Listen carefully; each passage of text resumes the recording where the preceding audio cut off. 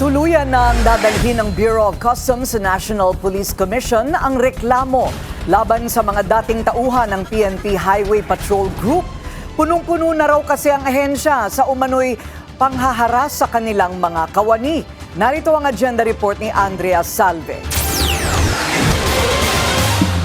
Naghahanda ng magsampa ng administrative complaint ang Bureau of Customs laban sa mga sinibak na tauhan ng Regional Highway Patrol Unit ng NCR na umano'y ng bastos sa ilang BOC personnel na nagsagawa ng condemnation procedure sa nasamsam na smuggled cigarettes sa isang warehouse sa Bulacan noong August 19. Naging mainit ang usapin tungkol sa insidente dahil sa umano'y pagpasok ng NCR Regional Highway Patrol Unit sa isang legitimate operation ng BOC kung saan kinapkapan at dinisarmahan pa umano ang kanilang mga kawani. Ayon naman sa regional unit, may ikinasa rin silang entrapment operation sa lugar. Nakaka-uniforme yung aking mga tauhan. May mga mission order na ako pa ang pumirma at tama naman yung ginagawang trabaho. Winawasak natin yung mga sigarilyo doon sa condemnation facility. Ba't naman natin kailangan ganun ang trato? Konting respeto lang yun. Obligasyon ko na talagang paratingin ito sa National Police Commission.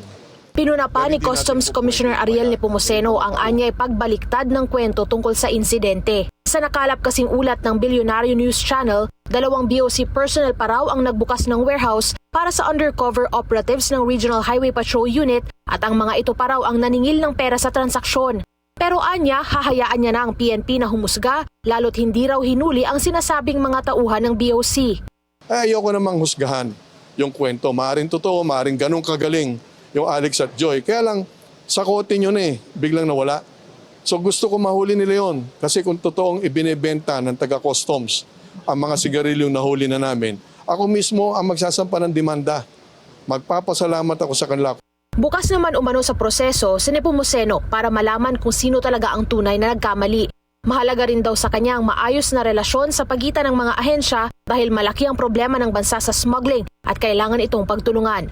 Para sa agenda, Andrea Salve, Billionaire News Channel.